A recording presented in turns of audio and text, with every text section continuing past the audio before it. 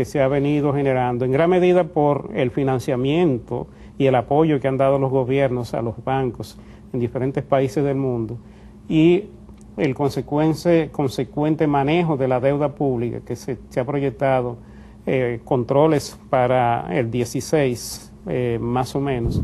Esto ya nos presenta el panorama que se va a vivir en la economía mundial en los próximos años, tanto lo que se pretende lograr hasta el 2012 con las finanzas públicas, como lo que se ha pretendido hacer con la deuda pública de esos grandes países, sobre todo de las economías más desarrolladas de aquí al 16. Sí, Luis, para abundar en este tema, y casualmente fue realmente el tema de debate en Francia la semana pasada, es un poquito cuál es el mejor timing, el mejor momento para ir eliminando poco a poco esos incentivos enormes que han recibido las economías y que de cierto modo en todos los países donde se habían implementado, que sea China, que sea Estados Unidos, que sea Francia, o que sea también la misma República Dominicana, es lo que había permitido a la economía tener cierto vigor después de lo que había sido esta crisis tan profunda. Obviamente cuando uno va leyendo algunos artículos, uno se da cuenta, y retomando inclusive lo que fueron los informes del Fondo Monetario Internacional el año pasado, estamos quizás en uno de los momentos más delicados de esta posibilidad de salida de crisis, que es el momento cuando, fatal y necesariamente en algún momento, había que ir eliminando esos incentivos enormes, porque tiene un costo fiscal que es insostenible en el tiempo, pero el gran problema y el gran riesgo al cual nos enfrentamos, y ahí todas las economías del mundo están frente a este mismo problema, es saber si el momento en el cual estamos empezando ahora a rectificar y a eliminar esos incentivos a la economía, la gran pregunta es el momento más adecuado para hacerlo? Uno. Dos, la intensidad de ajuste que se está anunciando en todas las partes, no hay el riesgo de que estemos ahogando el incipiente crecimiento económico que estábamos viendo. Eso es una pregunta muy importante. Respuesta de eso continúa en el siguiente segmento para que después de tu exposición siguiente yo tome la palabra. ¿Cómo no?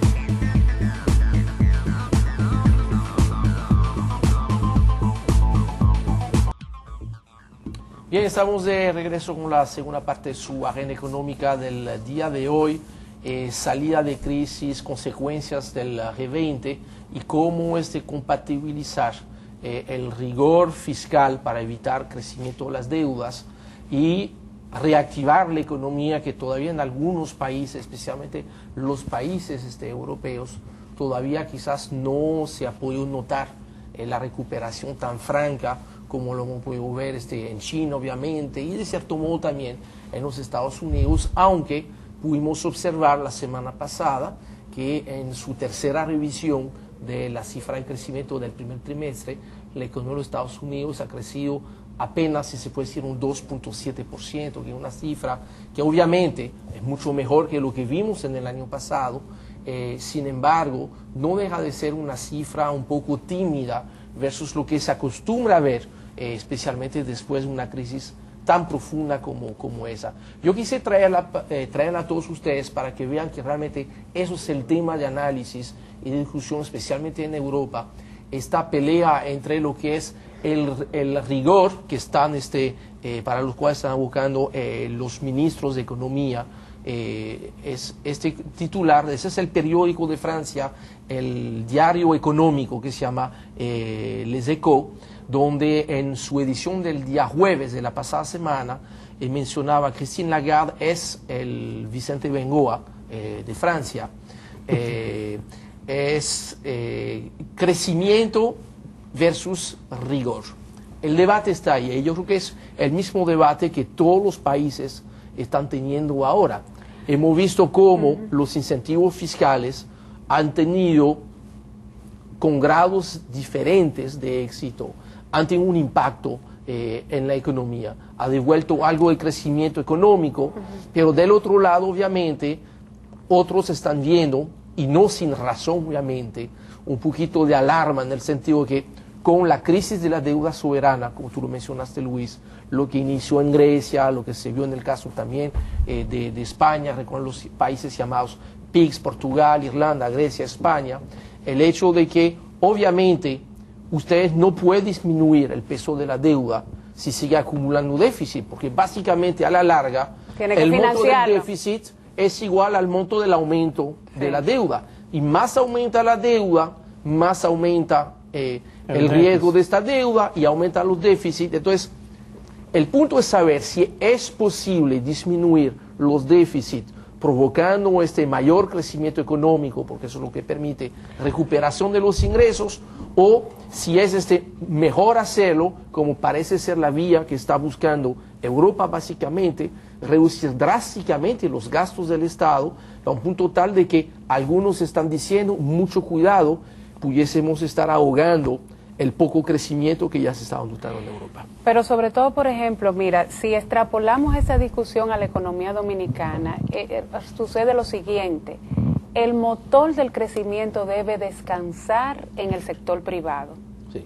O sea, los estímulos fiscales en medio de un proceso recesivo tienen que suplir una función transitoria, pero dando paso a que los estímulos monetarios vía la tasa de interés sean lo que realmente motoricen a través del crédito bancario lo que es esa recuperación económica. O sea, tú no puedes perpetuar sobre la base de déficit fiscales lo que es el sostenimiento del crecimiento económico. Entonces ahí está el punto, pero en la declaración cada país va a ir determinando en función de su composición, de su estructura, de sus necesidades, dónde está la muñeca para saber cuándo soltar, cuándo aflojar, pero con esa combinación. Bueno, pero ahí es que voy. Mire, para mí, esta reunión del Grupo 20, qué bueno que los audientes sepan que el Grupo 20 está compuesto por el Grupo 8 y 12 países más.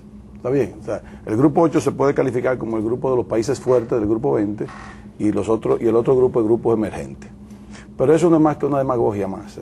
O sea, lo que pasa es que los países del Grupo 8 se asustaron, o sea, ellos calcularon mal y se le fue la mano con el asunto del déficit fiscal, de ese gran déficit fiscal que comenzaron a crearse para supuestamente activar la economía o para subsidiar su economía en perjuicio de los países subdesarrollados, porque todo está ahí. ¿Cómo nosotros vamos a controlar a China en que flexibilice su moneda?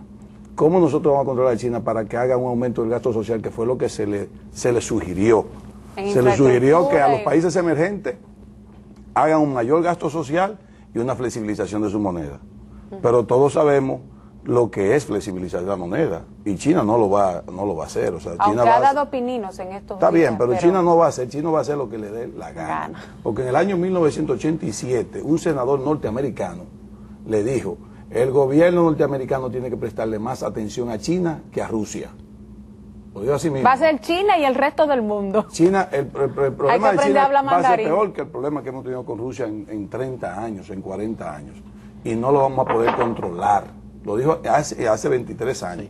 Entonces, también ahora le vamos a pedir a Brasil que también flexibilice su moneda. ¿Para qué? Si Brasil tiene un superávit de cuenta de la balanza de pagos, o sea, lo tiene. Entonces, yo siento que lo que hay ahí es una demagogia. Ahora bien, ¿cómo nosotros podemos ahora decir que Estados Unidos en 3 años va a reducir a un 50% su déficit? Eso es imposible. Eso son pura demagogia. Lo que pasa es que también quieren darle la vuelta para ver hasta dónde se siguen aprovechando los países subdesarrollados, que al final han sido los perjudicados, señores. No es más que una demagogia. Ustedes me disculpan que yo lo concluya tan fácil, yo soy menos técnico que ustedes, pero es así. Olvídense, el empleo, lógico, perdieron muchísimo empleo. Yo estuve en Estados Unidos ahora. ¿Usted sabe cuánto se calcula la gente de San Francisco de California que ha reducido la economía? Un 40%. Un 40%. Incluso yo hago preguntas, ustedes saben que yo soy fresquísimo. Los ferries que cruzan de Sausalito a San Francisco, que pasan por Alcatraz, son vacíos. Y me dicen que eso era lleno, sobre todo en esta época en la que yo fui, que es de la mejor época, la época más bonita de San Francisco, es la época de mayo a septiembre.